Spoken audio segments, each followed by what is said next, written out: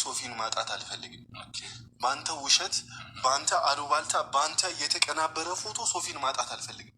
እኔ ልለምንህ እውነቱን ንገራት። እንዴት እንዳረከው፣ እንዴት እንዳቀናበርከው ቶፊቅ። አንተ ምን አይነት ግግ ምትላለህ? ለምን ማለት ማየት አልፈልግም። እዛ ስትሄድ ነው በቃ ሁለታችሁንም ማየት አልፈልግም። በቃ ልጅቱ አጥፍ ካሁን በፊትም ከነበረ በቃ ይቁረጥልን። ውጣ፣ አዲስ ህይወት አለ፣ እዚሁ ቀጥል፣ አትምጡብን። በቃ አሰላሙ አለይኩም ወረህመቱላሂ ወበረካቱ። ውድ የቻናል ቤተሰብ ሰላም፣ እንዴት ናችሁ? እኔ ደህና ነኝ አልሐምዱሊላህ። ያው መጥተናል። ላይክ፣ ሼር፣ ሰብስክራይብ በማድረግ ቪዲዮውን እስከ መጨረሻ ድረስ ተከታተሉ ማለት ነው።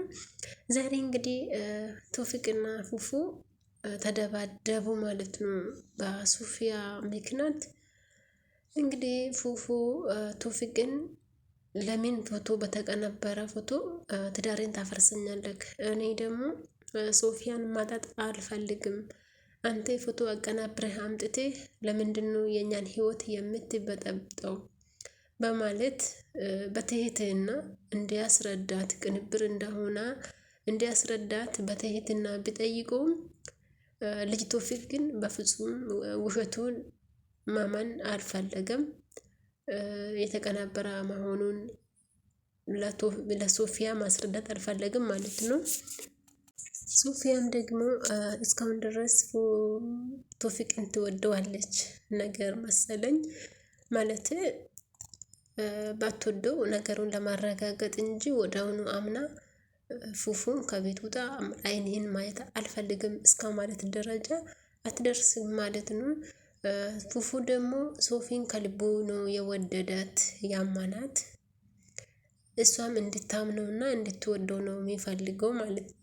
እና ልጅ ቶፊቅ ፎቶ እንግዲህ በዚህ ጊዜ ፎቶ ታውቃላችሁ፣ ሰው በሩቅ ያለ ሰውን አምጥቶ አንድ ላይ ተቃቅፎ የተነሳ ፎቶ ነው የሚያስመስለው። እና በዛ ደግሞ ሶፊ ቶፊቅን ማመን አልነበረባትም እንደ እኔ ከሆነ ማለት ነው። የእውነት ፉፉን የምትወዱ ለፉፉ ስሜት የምትጨነቅለት የምታካብረው ከሆነ ማንም እየመጣ ፍቅሯን ወይም ትዳሯን እንዲያበላሽባት እንዲበጠብጣት ማፍቀድ የለባትም ብዬ ነው የሚያስበውና ምስኪኑ ፉፉ ደግሞ ከቶፊቅ ጋራ ትልቅ ጥላቻ ውስጥ ነው የገቡት። ቶፊቅ ብቻ አይደለም፣ የቶፊቅ ወንድም ራሱ እውነቱን ያውቃል። መጀመሪያ ደውሎ ቅንብር መሆኑን ነግሮት ነበረ ለፉፉ። ወደ ቤታቸው ከመጣ በኋላ ደግሞ እኔ በእናንተ ምክንያት በእናንተ ንግግር ውስጥ ገብቼ አላውቅም፣ ችግራቸውን ራሱ ጨርሱ እና እኔ ምንም ነገር አላወራም አልናፈስም ብሎ ለፉፉ መልስ ሰጣ። ፉፉም ደግሞ አንተ እኮ መጀመሪያ ደውልክ የነገርከኝ እንደዚህ አይደለም ብሎ ወደ ቶፊቅ ወንድም ነገሩ ሲያዞር የቶፊቅ ወንድምም እንደዚህ አወሱ ነው አያገባውም፣ ችግር ካለብህ ችግርን ከኔ ጋር ጨርስ ብሎ ቶፊቅ ከፉፉ ጋራ ነገር ጀመረ ማለት ነው። እና ሶፊያ ደግሞ እናንተ ሁለታችሁንም ማየት አልፈልጋችሁም፣ አንተ በውሸት አጥቻለሁ፣ ፉፉንም እኔ ውሸት አልወድም ለምን ዋሽተኛል በሚለው ሁለታችሁም አጥቻቸዋለሁ እና ከቤት ደግሞ እንድትወጡልኝ እፈልጋለሁ፣ አይናችሁን ማየት አልፈልግም ብላ ከቶፊቅና ከፉፉ ስትኳርፍ ሶፊ ልጅ ቶፊቅ ደግሞ ምን አላት መሰላችሁ? አንቺ ሰውዬሽን ወደ እኔ እየመጣ እንዳይጨቀጭቀኝ ያዥልኝ እንጂ እኔ ከአንቺ ጋራ ህይወትን ለመጀመር አይደለም የመጣሁት። ሶፊ ማለት ነው። በቀልድ ውስጥ ቁም ነገር አለ የሚባል ንግግር አለ እና በቀልድ ራሱ እንኳን እንደዚህ ከአንቺ ጋራ ህይወቱን እንዲቀጥል እንደማይፈልግ እየነገረሽ ለምንድን ነው ከአንቺ ጋራ ህይወቱን መቀጠል የሚፈልገውን ሰው የምትገፊ ክብሩን የምታናነሹ? ማለት አንቺ ካላከበርሽው ማን ያከብረዋል? ማለት ክብር ከቤት ነው አይደለም እንዴ? ስለዚህ ፉፉን ለምን አታምኚውም? ቢያንስ እኮ አንድ ጊዜ ሰትሽ ለምን አታዳምጪውም? ሊያስረዳሽ በጣም እየሞከረ ነውና ለምን አንቺ ቶፊቅን ከማስማትሽ በፊት ፉፉን ለምን አታዳምጪውም? ምን እንደሚልሽ ምን እንደሚነግርሽ እና ቅንብር ራሱ ቢሆን ፎቶውን ወስድሽ እኮ ፎቶ ቤት ቅንብር ነው አይደለም የሚባሉ ነገር ሊያረጋግጥሽ ይችላል። እና ቶፊቅ እንግዲህ ህይወቴን ቀጥያለሁ እና እናንተም ህይወታችሁን በስርዓት ያዙ።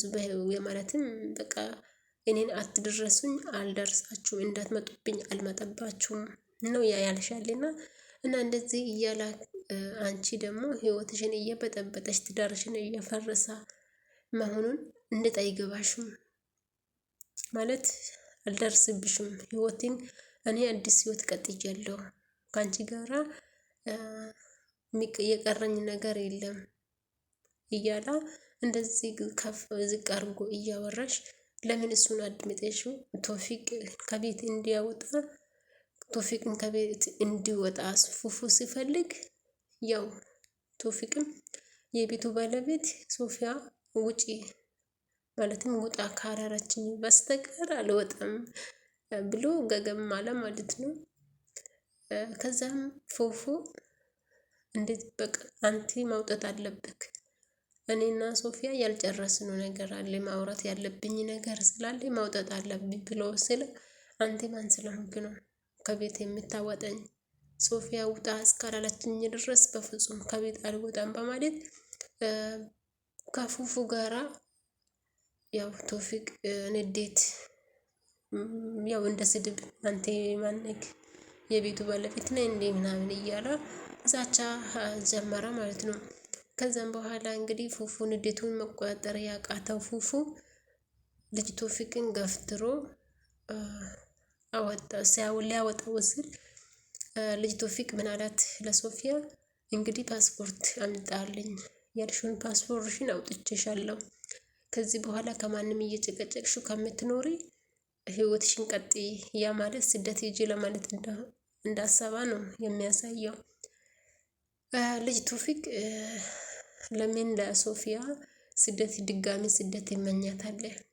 ለምን በህይወቷን ደስተኛ ሆና ትዳሯን መስርታ እንድትኖር ለምን አትፈቅዳትም? ማለትም በመንገዷ ለምን ትቆማለህ? አትፈልጋትም? እተታችኋል፣ አዲስ ህይወት ጀምረሃል፣ እሷም እንደዛ። ስለዚህ ፓስፖርት አምጥቶ ከማንም እየጨቀጨቅሽ ከምትኖሪ ብሎ ፓስፖርት ማስጣት ምን የሚሉት ነው? እና አንተ ለሶፊ መልካም ነገር መመኘት እያለክ ድጋሚ ስደት እንድታይ የሰው ቤት የሰው አይን እንድታይ ለምን ትመኛታለህ? አንደኛ እሱ ነው። ሁለተኛ ደግሞ ከሶፊ ጋራ እስካለ ድረስ ፉፉ ቤቱ ነው አይደል እንዴ? ማለቴ አንድ ላይ እስካሉ ድረስ ፍቅሬን ትዳሬን እስካሉ ድረስ እሱ አው የቤቱ ባለቤት ነው። ይህን ግዴታ የንብረት አባት መሆን የለበትም። እና ቶፊቅ ሁሌም እንደበጠበጣቸው ነው፣ ሁሌም እንዳጣላቸው ነው፣ ሁሌም ትዳራቸው እንዳይመሰረትና በቁም ነገር ትዳር መስርቶ እንደማይኖሩ እያደረጋቸው ነው። ለዚህ ሁሉ ደግሞ ሶፊያ ናት እያገዘችው ያለች። ምክንያቱም ሁልጊዜ አንድ ሰው እየመጣ የሚነግራቸው ነገር የምታምኑ ከሆነ በህይወታቸው መቼም እውነተኛ እና እውነትና ውሸትን መለየት ያቅታቸዋል ማለት ነው። ስለዚህ ሶፊያ እውነት ነው ወይ ውሸት የሚለው ነገር በደንብ ከማረጋገጧ የተነሳ ተነስታ ከፉፉ ጋር ነው የምትጣለው። ቶፊቅን ታዳምጠዋለች እና ይሄ በጣም ስህተት ነው ብዬ ነው የሚያምነው።